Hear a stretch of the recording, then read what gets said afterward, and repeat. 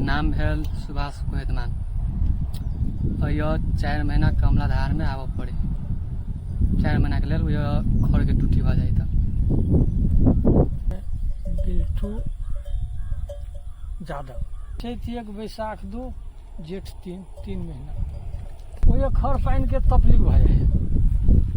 खर पानी नहीं पुगे हेतै के लेल कमलाधार पड़े पानी भ जेतै सब डूब जेतै जते जोतहा जमीन हेतै जमीन बाली लागि कत कतकी पूर्णिमा भगल तब जंगल धरा माले जाल के चराबऽ के लेल जैसे खर पानी पुगे तेहन बात वो खर पानी नहीं पुगले ते समस्या से। हमर घर भेलै टरिया, हमर नाम है जागेश्वर सिंह। ई कमला कटानी भसानी जगह है बुझलिए। तो हम कथी है तो ये यादव के बस्ती है। तो हम गाये भैंसिए से गुजर बात हो है, चले है, अपन खेती गृहस्थी केलक, अपन खेलक दूध है।